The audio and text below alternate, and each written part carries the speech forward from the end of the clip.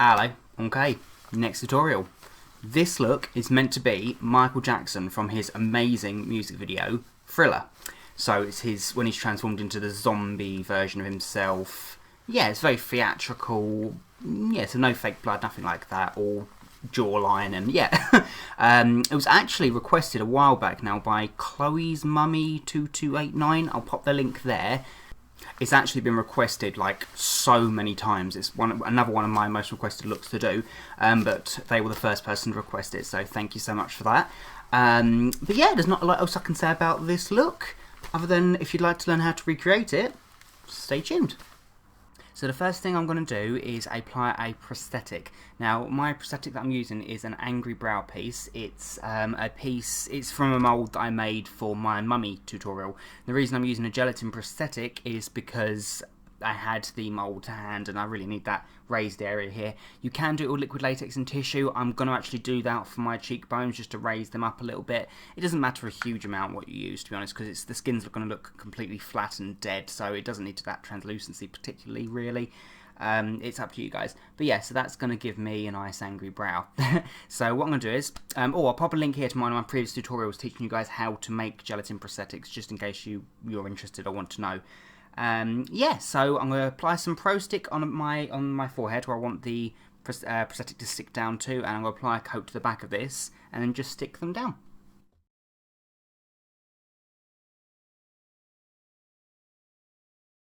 Usually I leave the edges on, but I decided to modify my prosthetic a little bit, and in between gluing it down, I just took some scissors and cut along the bottom edges of my prosthetic, just so it's got that really harsh ridge and it goes straight across, because I want these to look really hollow, and I don't really want that sinister shape that I usually go for. I want this to look straight across and then we'll bow it under. So it doesn't matter about the harsh lines, because in the eye sockets it's going to be quite dark and I'll be able to blend that in with the colours with any luck. So yeah, so I'm just going to let the glue dry and then I can start blending this with some witch hazel. I'm then going to take some witch hazel, which is basically something you'd put on sore skin, like bruises and stuff like that, to soothe the pain, that kind of thing.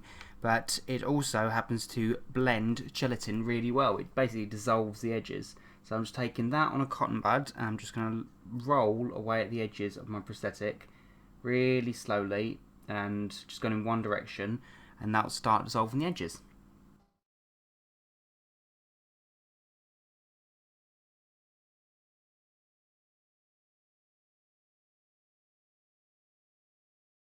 I'm then going to take some liquid latex and a sponge, and I'm going to start applying the latex all in the areas of my face where I want the bone to be more prominent. So I'm going to have it around my cheekbone, and I'm going to, I think, because you don't have to do this, but I'm going to extend it onto my prosthetic. So I'm going to go around all the edges here and here as well, just to, it'll make it blend a little bit better, and also it will help the transition going from a matte latex texture to the gelatin. So yeah. So I'm going to do that now and we'll go from there.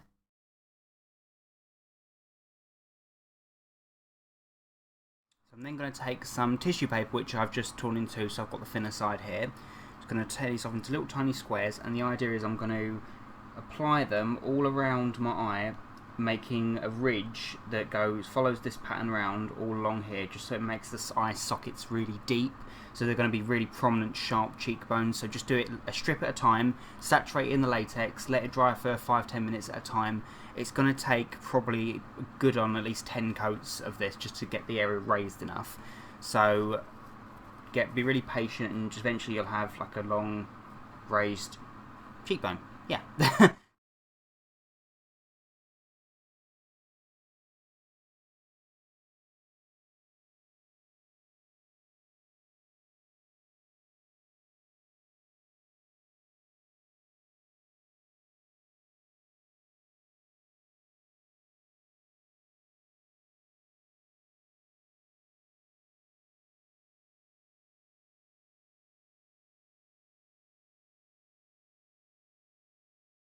I'm also just going to apply some latex here as well, just so I can, when I shade this whole area here, it'll just make that masculine cheekbone jawline type thing that he has going on.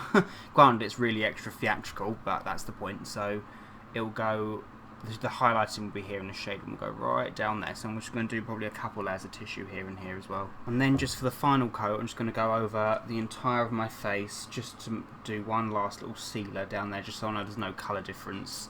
Because otherwise if I apply one colour here and then on here, it might be slightly lighter on the latex, so I might as well just cover my entire face. Obviously not the middle of the prosthetic though.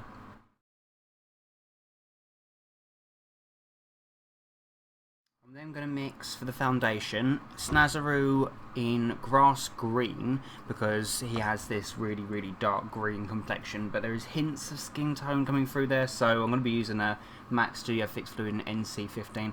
I'm going to use probably 3 parts out to 1 part of the green, so it's going to be green overall, but not like completely, if that makes sense. So I'm going to mix that together and apply it all over my face completely and my neck. I'm then going to take a black Grimas cream in 101, and I'm just going to start going over my eyes and underneath, just so I can start making that general shape where it goes straight across and then down the eye bag.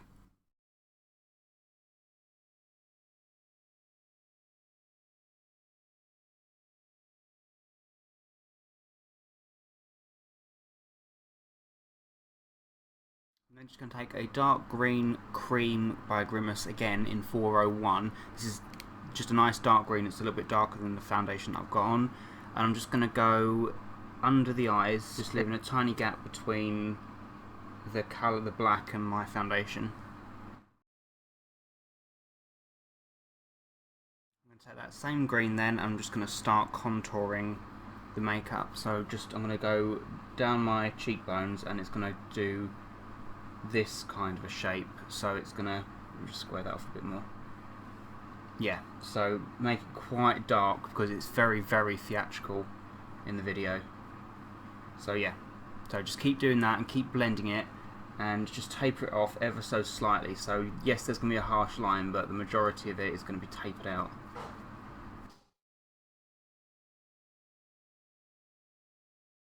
And then work on the rest of the contouring. So I'm going to do some of the nasolabial folds, so just draw the lines, and wherever you want there to be a darker area, you pull the colour outwards, leaving the cleaner area on the inside, so it makes it like a shadow, so that, for example, when I do this, it would make the inside of it look a lot puffier than it actually is. So I'm going to do that, and I'm going to go down the sides of my nose and just do some wrinkles and some furrowing of the brow.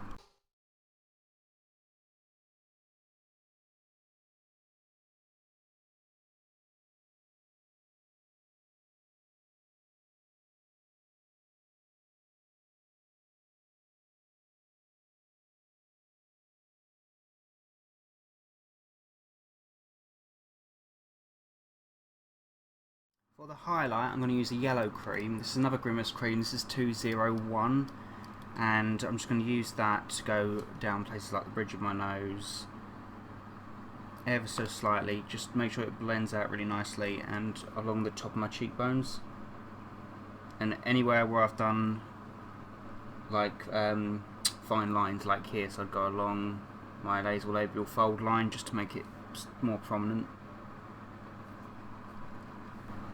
Then I can just take that dark green again, and I can just apply it on my lips. Now the idea is I'm going to apply it on not on the inside, but just the start of my lip, and I'm just going to bleed it outwards, so it's not like a lipstick, it's more of a stain.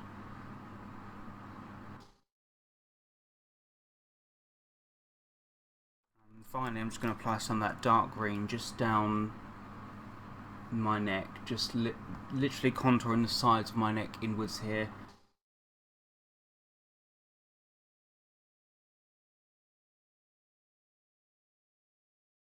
So I just popped my wig on, I was just about to finish, and I've just realised it looks a bit too angry, I think, so I've been trying to, I'm just making it look a bit angry, not less, a bit more sympathetic really, so I've been putting these extra lines going here and here, just so it makes the eye shape go like more of a sad look, and I did that with the same black Grimas paint that I used for my eyes.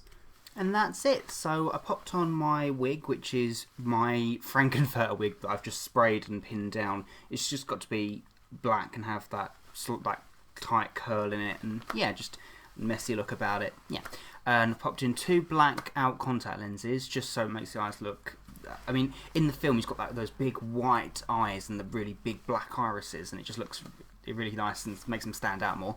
You can get the lenses. I think these are from camowise.com. I'll pop the link in the description bar below if you want to know where to get lenses.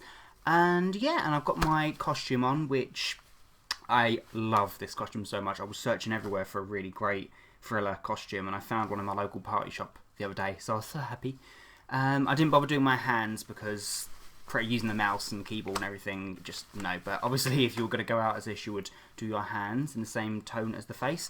I will say, you don't have to do this face green the way I've done now. In the video, I was going to say film then, in the video, it has that green tone. It is definitely green, but depending on, I don't know, in some lights it looks more of his natural skin colour with a hint of green. In others, when it's lit up completely, it's very green. So I've gone for the in-between.